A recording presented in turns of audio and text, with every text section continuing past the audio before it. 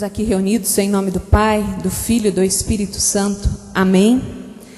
A esta Trindade que fez maravilhas na vida da Santíssima Virgem, que faça maravilhas em nossas vidas. Que nós abramos o coração a Ti, Pai, a Ti, Jesus, e a Ti, Espírito Santo, por intercessão de Nossa Senhora. Que possamos ouvir, entender, buscar, desejar pôr em prática tudo o que necessitamos para nos aproximarmos mais de Ti. Ave Maria, cheia de graça, o Senhor é convosco. Bendita sois vós entre as mulheres, e bendito é o fruto do vosso ventre, Jesus. Santa Maria, Mãe de Deus, rogai por nós, pecadores, agora e na hora de nossa morte. Amém. Salve, Rainha, Mãe de misericórdia, vida, doçura e esperança nossa, salve.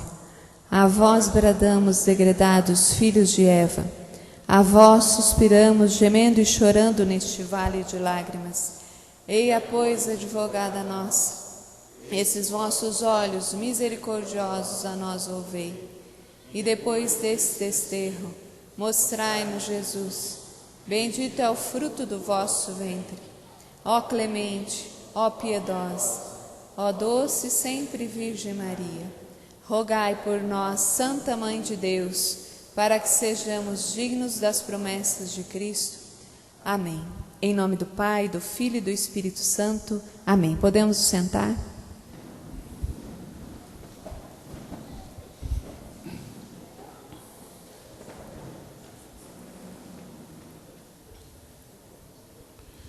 Boa noite, povo de Deus. Tudo bem? Eu confesso para vocês que hoje não tem telão, e para mim eu não vou ter crise de abstinência com esse negócio de tecnologia. Para mim foi uma maravilha, gente. Não gosto de celular também. Aliás, me falam para montar um Facebook, eu falo assim, mas para que eu preciso disso, gente? E olha que a minha coordenadora já até falou para mim, monta um Facebook, né, gente? Bom, gente, como tem gente nova, meu nome é Marco, estou servindo aqui pela Renovação Carismática Católica no grupo Civilização do Amor, agora próximo, nos primeiros meses do ano que vem, fará 2 anos, muito feliz, por sinal, muito feliz de estar aqui com vocês novamente. Estou na Renovação Carismática Católica desde 1999, parece muito tempo, mas não é muito tempo, porque daí, tudo no tempo de Deus a gente sabe, mas quanto tempo foi perdido, né? E eu não acredito em tempo perdido. Tempo foi e eu não estava, mas agora estou. Graças a Deus. E sou casado com a Rose, ela também serve no mesmo grupo. E a gente está caminhando, com a graça de Deus, com as nossas misérias, com as nossas limitações, mas estamos aqui. E eu queria primeiramente agradecer a perseverança de todos que vieram conosco durante todo esse ano, nessa escola de perseverança. Meus irmãos, tenham certeza de uma coisa: o céu é para quem persevera. O céu é para os fortes, para aqueles que perseveram, para aqueles que insistem, persistem na busca de Deus. Hoje o tema da nossa escola são os dogmas marianos. Então, para início, eu gostaria de que quem trouxe a Bíblia, nós vamos ler uma passagem do Evangelho de Lucas, logo no capítulo 1, que se nós fôssemos analisar a hermenêutica desse texto, nós não precisaríamos explicar dogma algum do que nós vamos ver aqui, tá? Esse texto vai dizer para nós alguns dos principais assuntos e dogmas que nós iremos tratar sobre os dogmas marianos. É a anunciação do nascimento de Jesus, 1345 da Bíblia da Ave Maria, Evangelho de Lucas, capítulo 1.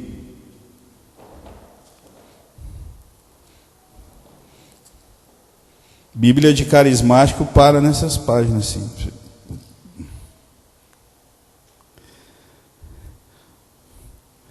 Diz assim a palavra: no 6º mês, o anjo Gabriel foi enviado por Deus a uma cidade na Galileia chamada Nazaré, a uma virgem desposada com um homem que se chamava José, da casa de Davi. E o nome da virgem era Maria. Entrando o anjo lhe disse-lhe: ave cheia de graça, o Senhor é contigo. Perturbou-se ela com estas palavras e pôs-se a pensar no que significaria semelhante saudação. O anjo lhe disse: não temas, Maria, pois encontrastes graça diante de Deus. Eis que conceberás e darás à luz um filho, e lhe porás o nome de Jesus. Ele será grande e chamar-se-á Filho do Altíssimo. E o Senhor Deus lhe dará o trono de seu pai Davi, e reinará eternamente na casa de Jacó. E o seu reino não terá fim. Maria perguntou ao anjo: como se fará isso, pois não conheço o homem?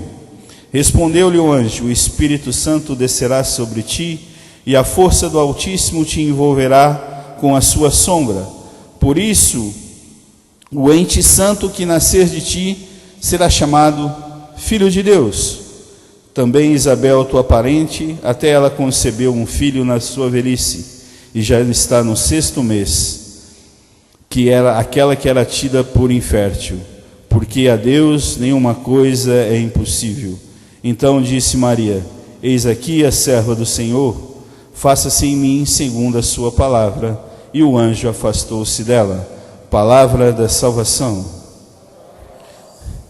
Percebem, meus irmãos, que os dogmas marianos, eles são divididos em 4, e que 3 deles está nitidamente descrito aqui nessa passagem da anunciação do anjo. Mas antes de nós entrarmos propriamente nos dogmas marianos, nós precisamos entender primeiro o que é dogma. Dogma, segundo o dicionário Wise,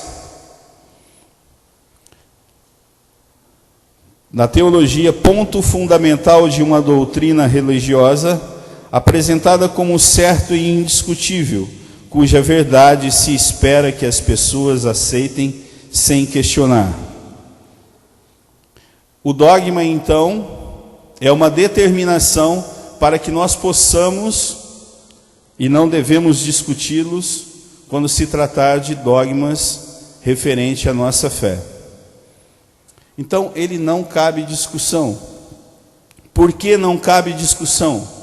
Porque todo dogma proclamado pela igreja, e eles são ao todo no número de 44 dogmas proclamados ao longo da existência da nossa igreja, 44 dogmas, nós veremos 4 deles aqui. Então, são dogmas sobre Deus, sobre Jesus Cristo, sobre o Espírito Santo, sobre o homem e sobre a Virgem.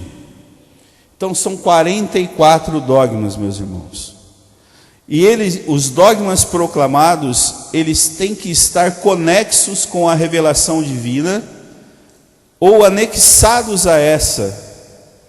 E se não os fizer conexão com a revelação divina, esse dogma, você pode crer, não será proclamado. Se ele não faz conexão com ela. Um dos dogmas muito queridos que nós até usamos em algumas coisas, e ele não foi proclamado ainda pela igreja, e eu acho, opinião do Marco, que será difícil, é a corredenção relacionada a Maria. Não é um dogma isso. Isso é um costume dizer isso. Isso é uma tese levantada por alguns teólogos e pela devoção popular. Porque existem alguns entraves teológicos que você e a igreja ainda não definiram como dogma a corredenção. Um deles é que se Maria é corredentora, ela deveria existir antes de todas as coisas, como nosso Senhor Jesus Cristo, o Pai e o Espírito Santo. Entende como é um pouco complicado de você teologicamente abordar essas coisas e fazer uma conexão com a Sagrada Escritura, diferente dos dogmas que veremos agora, que foram proclamados a respeito da mãe do nosso Senhor, a Santíssima Virgem. Esses dogmas que foram proclamados pela nossa Madre Igreja, eles são conexos e anexos à Sagrada Escritura e à revelação do próprio Filho de Deus, que não há outra. Então, no parágrafo 88 e 89 do Catecismo da Igreja Católica, vai dizer assim: o magistério da Igreja empenha plenamente a autoridade que recebeu de Cristo quando define dogmas, isto é, quando utilizando uma forma que obriga o povo cristão a uma adesão irrevogável de fé, propõe verdades contidas na revelação divina ou verdades que com estas têm uma conexão necessária. Então, os dogmas estão contidos na revelação divina ou a elas conexos e anexados. Então, não tem como um dogma ser proclamado sem que esteja diretamente ligado à revelação de nosso Senhor Jesus Cristo.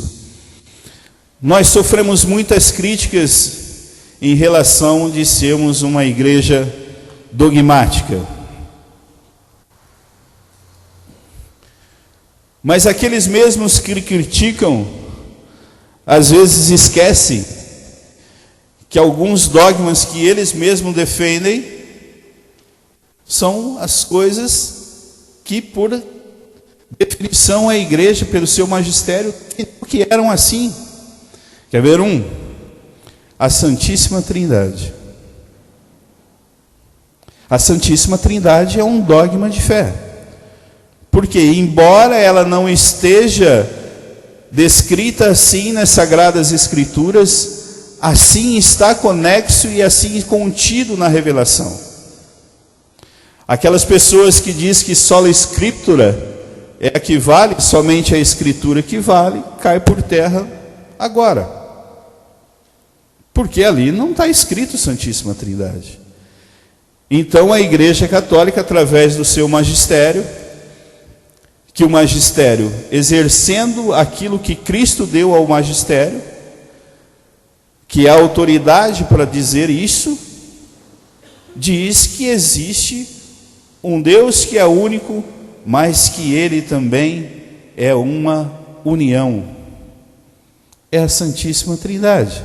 Não vamos nos adentrar aqui, mas só para exemplificar. Então o dogma nós temos que encarar assim, meu irmão, como bom católico, ou como bom cristão. Dogma é uma verdade revelada por Deus e como tal diretamente proposta pela nossa igreja.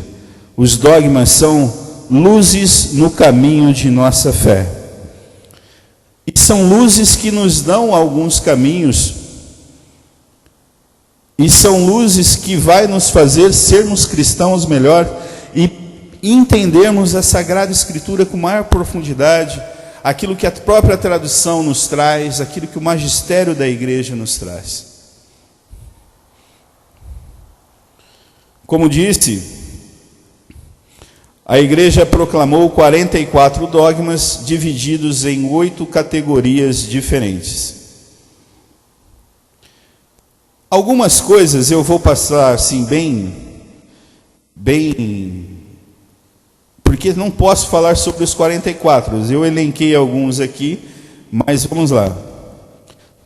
sobre Deus. Primeiro, a existência de Deus. A existência de Deus como objeto de fé.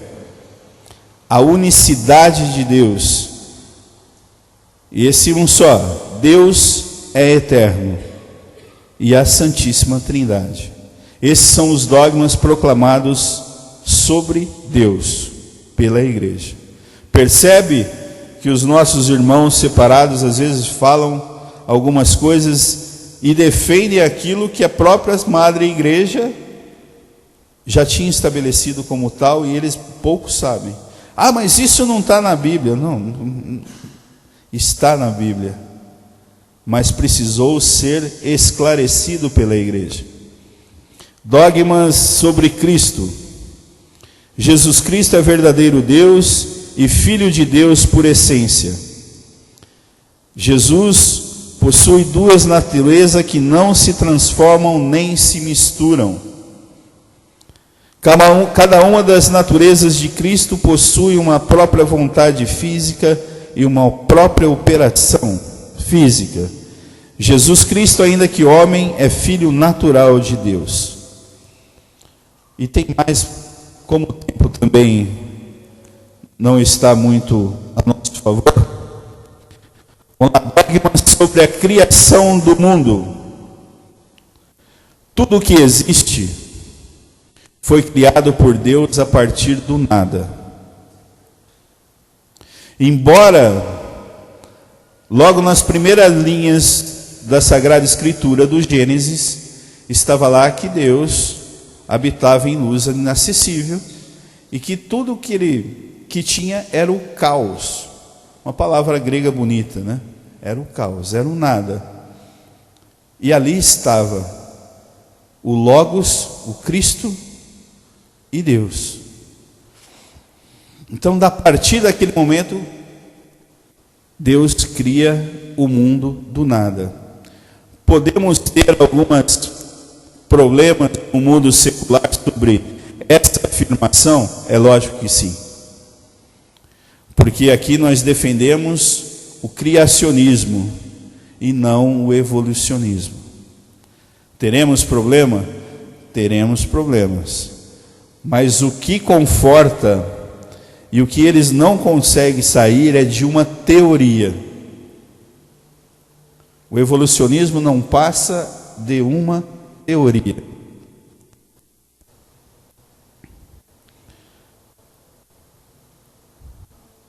Tudo que existe foi criado por Deus. O caráter temporal do mundo, esse nosso mundo, ele tem um tempo que está estabelecido e que nós não sabemos quando e como isso acontecerá. Isso faz parte de uma matéria chamada escatologia, que nós não vamos entrar aqui no mérito, tá? A conservação do mundo. Esse dogma é proclamado a respeito da conservação do mundo, que não tem a ver com o meio ambiente, mas o mundo se conserva sustentado pela palavra de Deus. Assim o mundo se conserva. Assim Deus conserva o mundo. O mundo é sustentado pela palavra de Deus. Que maravilhoso isso, né, gente? Eu ficava preparando isso aqui, eu ficava, mas essa igreja é sensacional, gente. Dogma sobre o ser humano. O homem é formado por corpo material e alma espiritual. Irmãos, isso aqui é uma dicotomia. Quando Paulo vai falar em 1 Tessalonicenses, em que o homem é dividido em corpo, alma e espírito, Paulo escreve a uma comunidade helênica, a uma comunidade de origem grega, em que para a filosofia grega, o homem é dividido exatamente assim, em corpo, alma e espírito. Ele usou da própria filosofia dos gregos para explicar a alma imortal do ser humano. Então, nós não somos corpo, alma e espírito. Nós somos corpo e alma. Não há essa tricotomia dentro da nossa igreja. É corpo e alma. O pecado de Adão se propaga a todos os seus descendentes por geração, não por imitação. Isso quer dizer que o pecado original, nós herdamos ele. Meus irmãos, isso aqui não tem nada a ver com aquelas coisas de maldição. Não tem nada a ver com isso, tá, gente? Pelo amor de Deus, não tem nada a ver com isso. O homem caído não pode redimir-se a si próprio. Cai por terra uma das religiões mais enculturadas dentro do nosso povo, que nós somos o maior país espírita do mundo. Cai por terra, através desse dogma, que o homem não pode redimir-se por si mesmo. Contraria aquilo que os espíritas pregam. Certo? Como seria mais fácil, né? O homem sempre procura as coisas mais fáceis, né? Como seria? Ah, não, morre o volto que nem cachorro aqui, depois dá tudo certo. Vamos lá então. Vamos partir para os dogmas marianos agora. A Imaculada Conceição de Maria. Segundo dogma, Maria, Mãe de Deus. A Assunção de Maria e a Virgindade Perpétua de Maria.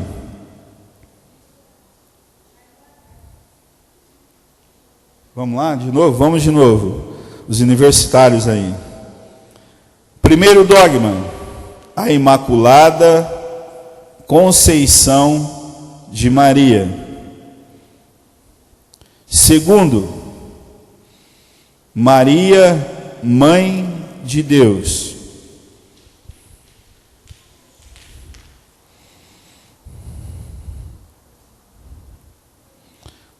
E por último, a virgindade. Terceiro, a Assunção de Maria.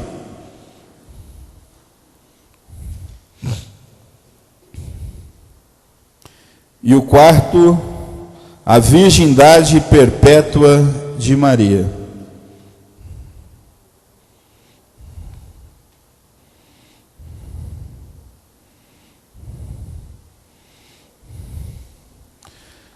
E o que quer dizer a Imaculada Conceição de Maria? Nós rezamos isso numa jaculatória do terço. Está escrito na medalha milagrosa, qual que é? Ó Maria concebida sem pecado, rogai por nós que recorremos a vós. Isso está escrito na medalha milagrosa. Quando ela deu essa medalha milagrosa, está ali, para Santa Catarina Leborê. Mas essa Imaculada Conceição significa que ela foi concebida sem a mancha do pecado original. Porque aquilo que ela gerou era santo. E sendo ele santo, ela também teria que ser santa.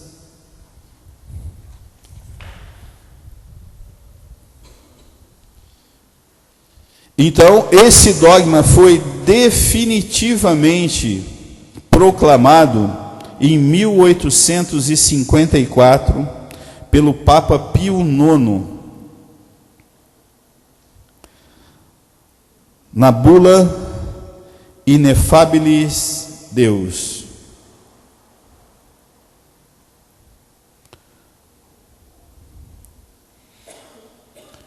E se ela desde o primeiro instante é constituída como uma pessoa no seio de sua mãe, sem pecado e sem pecado original, portanto, ela também não sofreu como nós sofremos da nossa natureza decaída. Você pode tirar um monte de conclusão aí. Maria pecou? Eu acho que não. Por conta disso mesmo. Se ela não obteve a natureza decaída e não tem a natureza decaída, então ela não tem essa concupiscência para o pecado. Concorda? Diz assim o Santo Padre Pio IX: declaramos, pronunciamos e definimos que a doutrina que sustenta que a Santíssima Virgem Maria, no primeiro instante de sua conceição,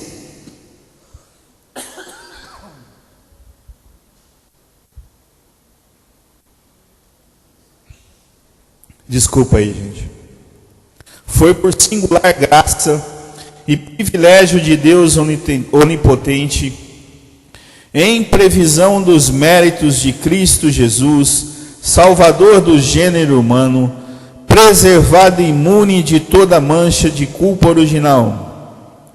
Foi revelado por Deus, portanto, deve ser firme e constantemente acreditada por todos os fiéis. Os méritos, meus irmãos, como o Santo Padre aqui diz, não são dela, são de Cristo. Porque se assim não fosse, esse dogma não poderia ser proclamado. Os méritos são do Cristo, porque é o Cristo que foi imolado. Os méritos são todinhos de Jesus. Nós somos muito criticados por às vezes queremos colocar Maria num lugar acima do Cristo. Isso não é verdade. Aqui está uma prova de que tudo é por Cristo e para o Cristo. Nós podemos chegar ao Cristo por Maria? É óbvio que sim. É óbvio que sim. Então, senão naquela época Paulo ele seria um baita de um cara cheio, inflado de ego, né? Porque ele falou assim: se não conseguis imitar a Cristo, imite a mim. E por que Paulo falava isso? Porque ele tinha certeza que ele via e vivia pelos méritos do Cristo. Já não sou eu quem vivo, mas o Cristo que vive em mim. Estou pregado à cruz de Cristo. Gálatas 3, 19 e 20. Então, ir a Maria não é vergonha nenhuma. Ir a Maria é estar a caminho junto com ela para o Cristo. Fernando vai falar umas aulas sobre a verdadeira devoção, e eu acho que vai ser baseada no tratado. Ali São Luís Maria Grignon de Montfort vai nos dizer como nós podemos chegar a Cristo por Maria. Mas ele é consagrado, ele vai falar muito melhor do que eu aqui.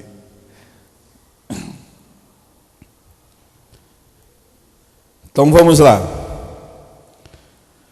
O que é concebida sem pecado? É a ausência de toda mancha de pecado.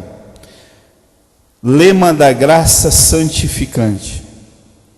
A graça santificante é dispensada por Deus para que nós possamos nos santificar. A ausência da inclinação ao mal. É o que eu acabei falando. Maria não era e não sofria das concupiscências que nós sofremos. E olha, esse dom, essas coisas, só foram concedidas à Virgem e a ninguém mais. Ninguém mais. Nenhum outro santo, nenhuma outra pessoa nascida de mulher teve esse privilégio. Tampouco João Batista. O que Jesus fala por João Batista, de João Batista? Não existiu outro homem maior que João Batista, nascido de mulher.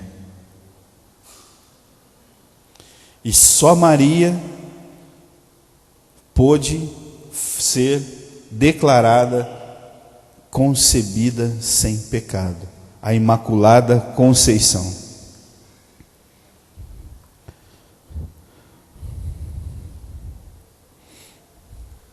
Então, muita gente gosta de nos provar e algumas coisas, fala assim, mas onde está isso na Sagrada Escritura? Bom, vamos lá então. Estabelecerei hostilidade entre ti e a mulher. Gênesis 3,15. Ave cheia de graça. Lucas 1:28. Bendita és tu entre as mulheres. Lucas 1:42.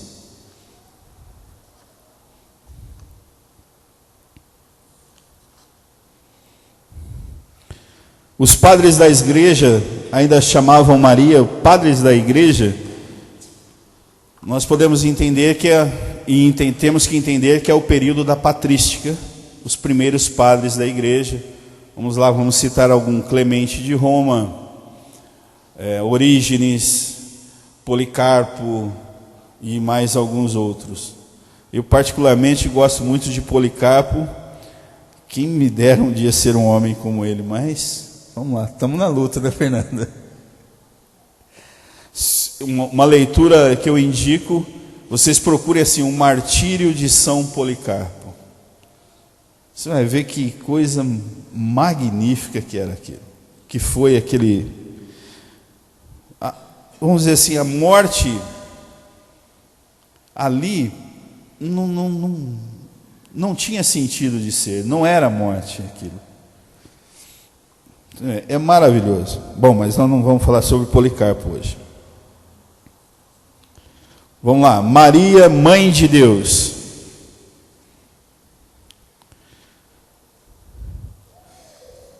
Concílio de Éfeso,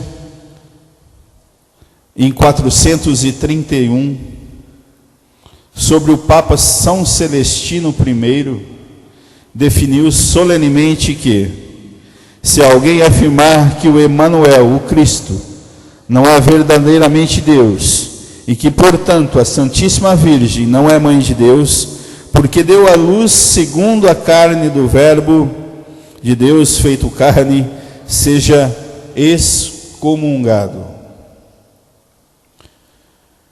Então Maria é definida nesse concílio como Theotokos, a mãe de Deus. Não bastava ser Christolostokos, não bastou isso, porque se ela é mãe do Cristo, ela também pode ser chamada de mãe de Deus, porque o Cristo é Deus. Não vamos nos estender aqui nas provas de que Cristo é Deus, porque nós não precisamos provar nada que Cristo é Deus, porque assim está nas Sagradas Escrituras e é assim que nós acreditamos. Mas se quiser, você pode abrir Filipenses capítulo 2, pode ler lá toda a majestade do nosso Senhor Jesus Cristo.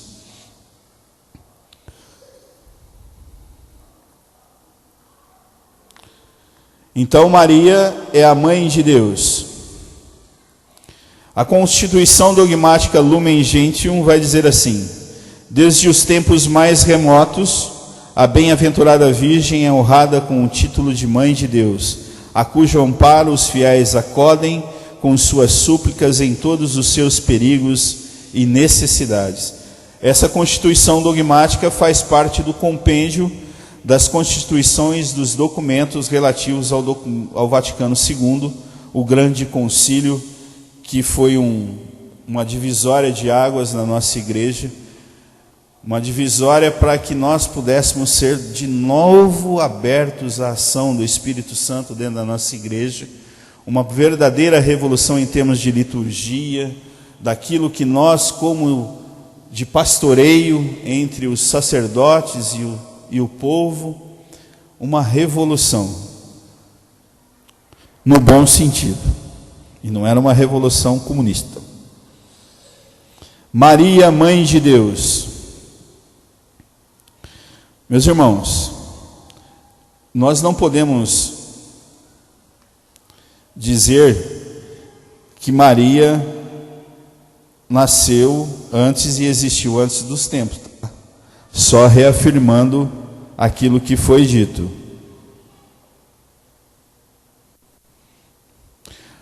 Vamos lá então. Provas nas Escrituras. Eis que uma virgem conceberá. Isaías 7:14.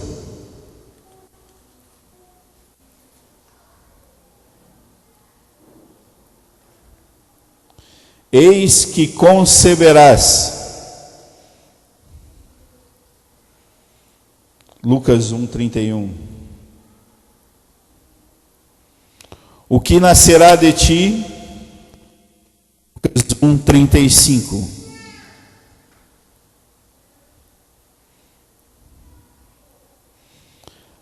Paulo vai falar uma das declarações mais bonitas, embora ele não use esse termo. Em Gálatas 4:4, vai dizer que Deus enviou o seu Filho amado para nascer de uma mulher.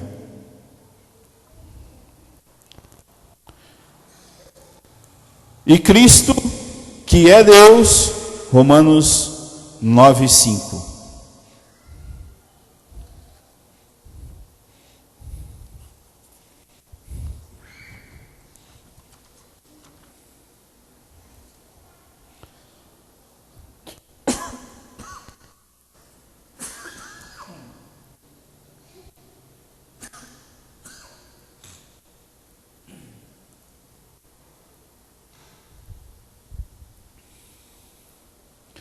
Querem anotar mais alguma coisa? Tá difícil hoje. Vamos lá então. O outro dogma, o terceiro. A perpétua virgindade de Maria. A ordem não importa muito, mas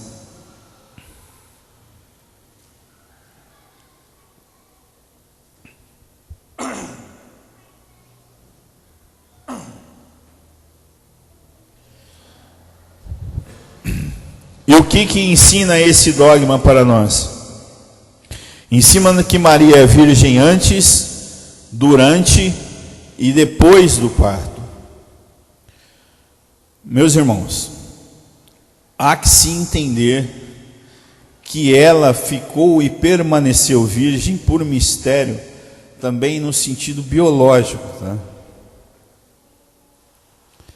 Então nós precisamos entender isso, que antes, durante e depois envolve a parte biológica, que esse ato em si, aí você vai me falar, mas isso é impossível. A não ser para Deus nada é impossível, gente. Então, e o porquê disso? Porque aquilo que passou por ela é santo, e a entrada estará fechada depois que o santo passar.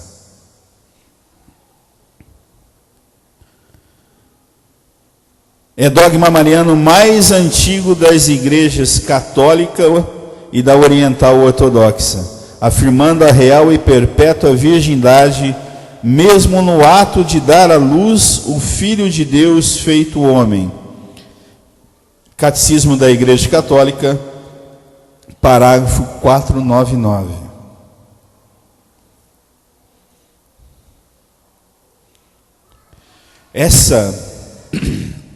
Esse dogma, ele foi definitivamente colocado para nós no ano de 1555, no Grande Concílio de Trento. Sabemos que o Concílio de Trento foi logo após a Reforma. E a Reforma teve algumas nuances durante a sua estabilização na Europa, principalmente na Alemanha e na Suíça. Então ela teve esse período em que, a partir das 89 teses pregadas por Martinho Lutero na igreja,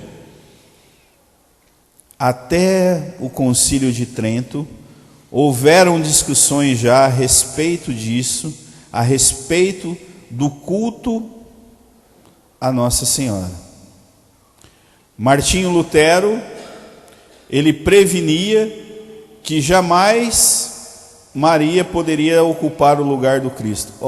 Que novidade que ele falou. Nenhuma. Mas ele também nunca disse que a veneração à Santíssima Virgem fosse algum tipo de pecado, fosse alguma coisa que não deveria ser incentivada. Muito pelo contrário. Ele só prevenia para que as pessoas não colocassem a Santíssima Virgem acima do Cristo. E é o que nós fazemos hoje, até hoje. Não quero aqui dizer que depois de Lutero, os chefes da igreja luterana não tenham mudado esse aspecto. Hoje, ainda, eles chamam Maria de Virgem, a igreja luterana. Outras eu não posso dizer. Mas a igreja luterana a chama de Virgem ainda. Quer dizer o quê? Que eles também acreditam na virgindade perpétua de Maria. Embora isso, se você for perguntar para um luterano, ele vai falar que não sabe. Porque se ele não for procurar, ele não vai achar.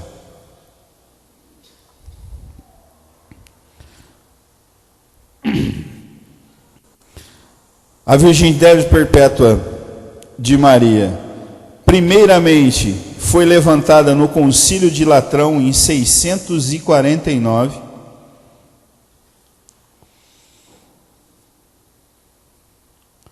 Latrão disse que, se alguém, segundo os padres, não confessa que própria e verdadeiramente é mãe de Deus, a Santa e Sempre Virgem e Imaculada Maria, já que concebeu nos últimos tempos, sem sêmen, do Espírito Santo, o próprio Deus Verbo, e que deu à luz sem corrupção, permanecendo a sua virgindade indissolúvel, mesmo depois do parto, seja anátema.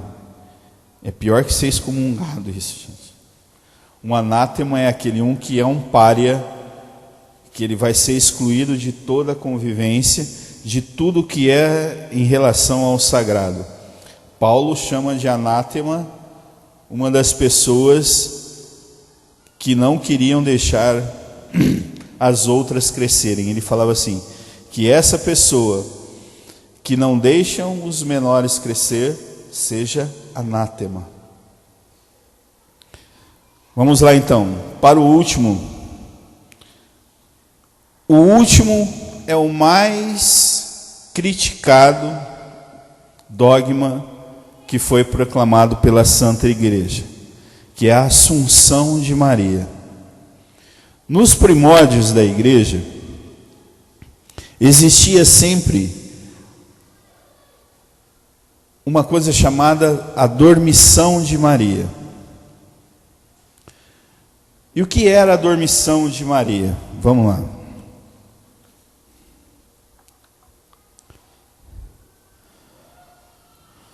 Desde os primeiros séculos usou-se a expressão dormitação ou dormição em vez de morte. Alguns teólogos e santos da Igreja sustentam que Maria não teria morrido, mas teria dormitado e assim levado aos céus. Outra corrente diversamente sustenta que não teria tido este privilégio uma vez que o próprio Jesus passou pela morte. São João Paulo II vai dizer assim: o Novo Testamento não dá nenhuma informação sobre as circunstâncias da morte de Maria. Esse silêncio induz supor que se produziu normalmente, sem nenhum fato digno de menção. Se não tivesse sido assim, como teria podido passar despercebida essa notícia a seus contemporâneos, sem que chegasse de alguma maneira até nós?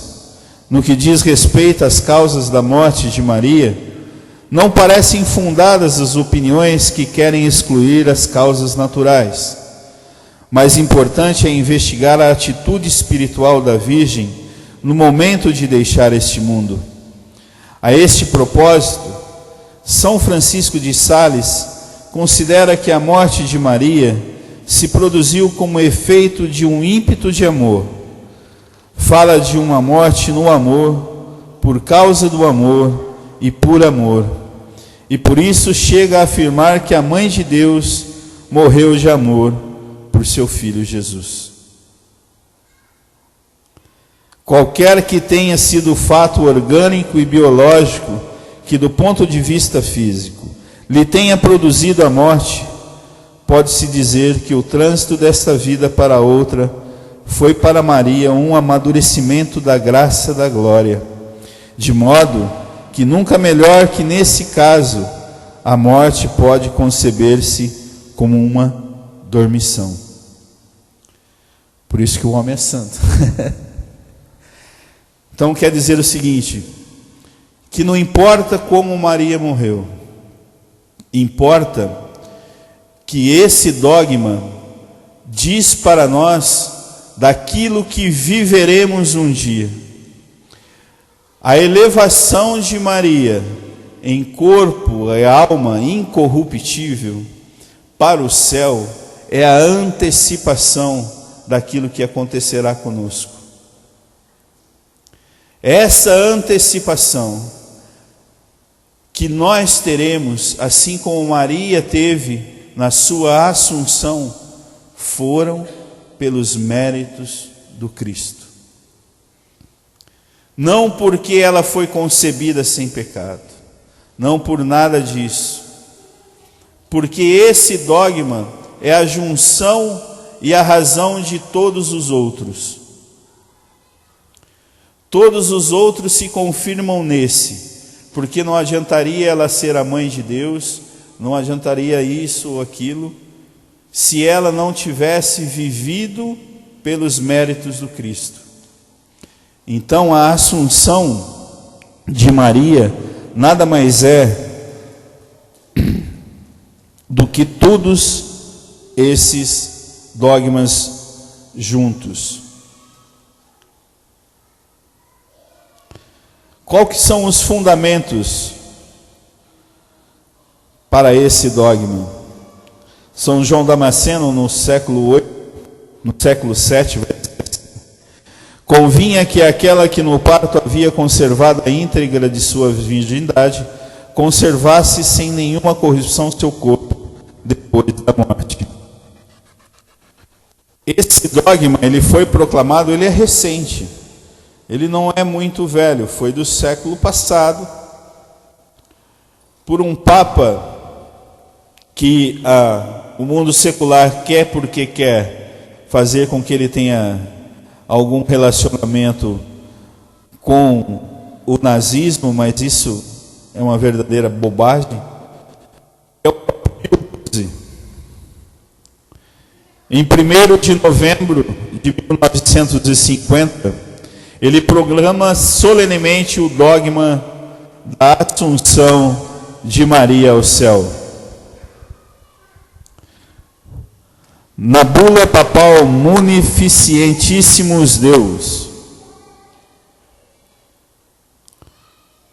diz assim o Santo Padre: pronunciamos, declaramos e definimos ser dogma divinamente revelado que a Imaculada Mãe de Deus sempre Virgem Maria, cumprindo o curso de sua vida terrena, foi assunta em corpo e alma à glória celeste.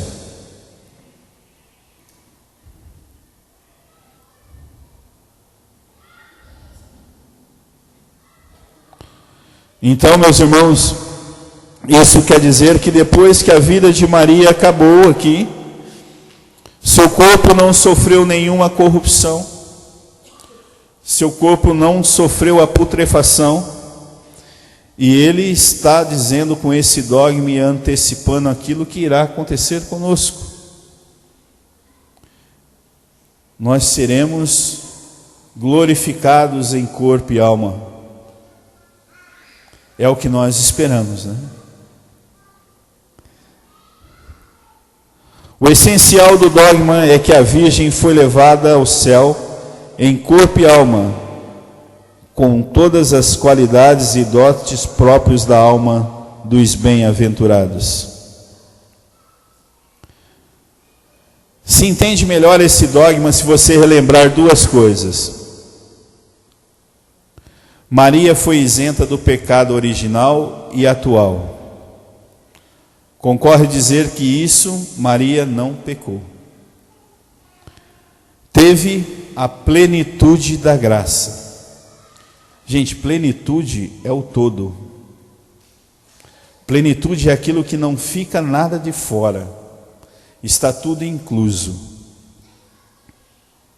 Então, encerrando.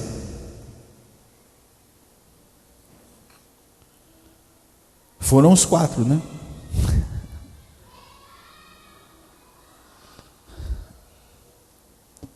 Só para dizer uma coisa assim, São Germano de Constantinopla, para finalizar essa fala, no século VII, ele vai dizer assim: assim como um filho busca estar com a própria mãe, e a mãe anseia viver com o filho, assim foi justo também que tu, que amavas com o coração materno o teu filho, Deus, voltasses a ele.